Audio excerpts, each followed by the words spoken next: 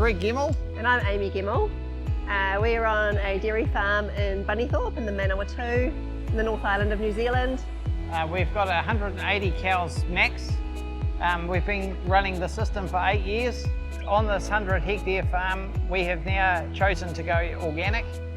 We are now completely certified. To be an organic dairy farmer, you've got to farm mainly to preserve the soil. And I'm a soil man myself, and I believe that all things start in the soil, and if you haven't got that right, your farm won't function properly.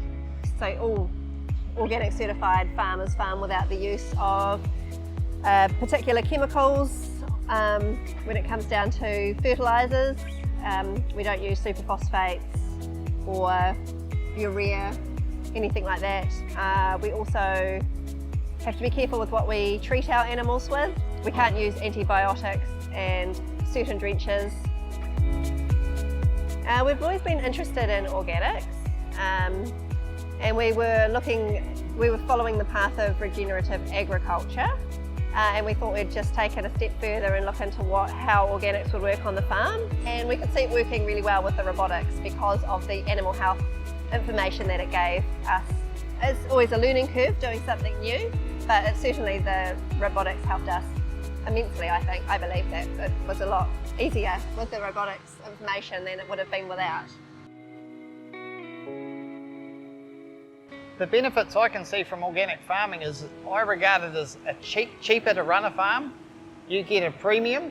There's only 100 farmers doing it, so it's a little niche market, and I'm quite proud of being in it actually. And I feel like as we've got healthy soil, healthy grass, healthy cows, and healthy humans drinking our product, I feel like that can only be a good thing as well. And I guess we feel healthier working on a farm without, dangerous chemical sprays.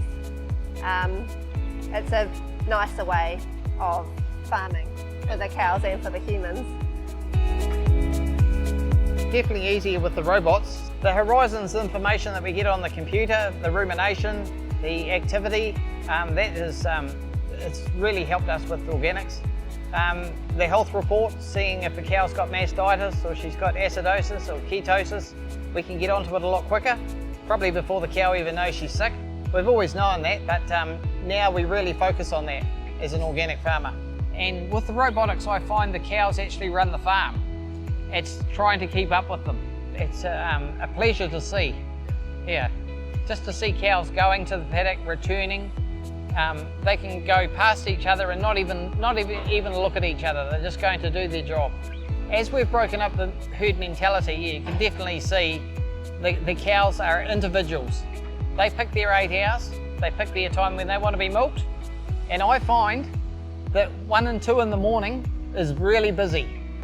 And it's an old story, the lions and tigers have gone to sleep and they've come out and that's when they want to be milked.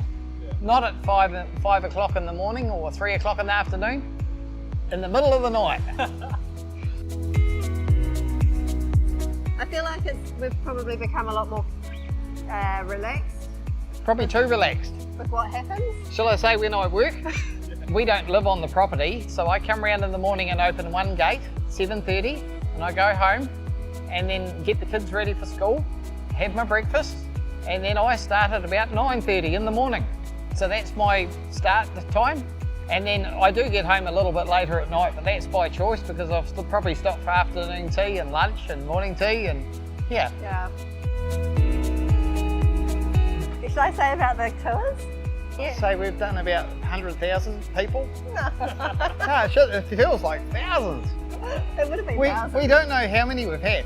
Sometimes we have a couple of tours a week, bus loads of people, 40, 50 people at a time that come and see the robots. And from there, we also have schools and all sorts. If they want to know how much it costs, we tell them, we don't hide anything. We don't hide anything. We've got an open book on this farm. That's why we welcome anyone in.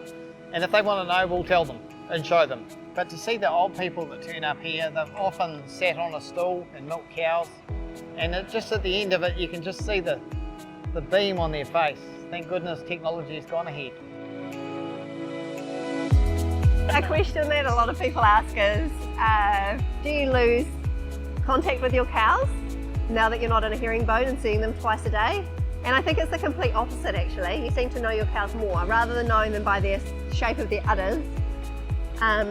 We know them by their face, their personality. We're, you know, in there closing down a couple of times a day. You know, you're opening breaks, giving them fresh breaks of grass.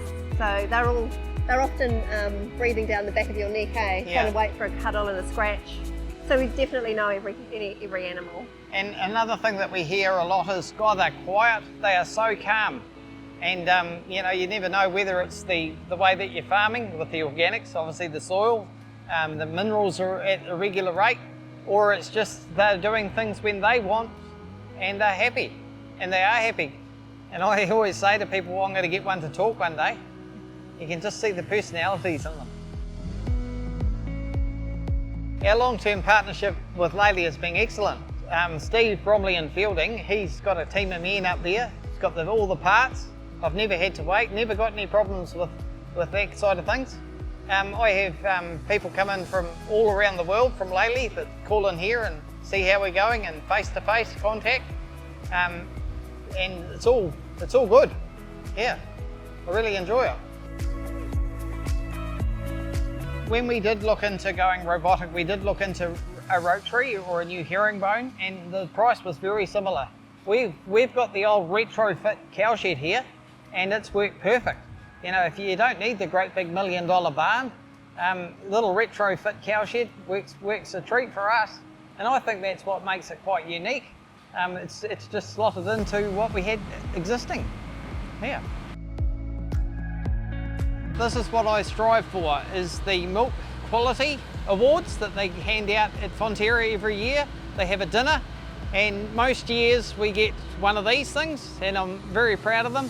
Also, I'm very proud of the way the cows look and the health of the cows. So the future plans, I suppose we don't really have any great ambitions on getting bigger or doing anything more. I think we're quite happy doing what we're doing now. I think buying a nice boat at the end of it will be the end of me, and the kids can take over.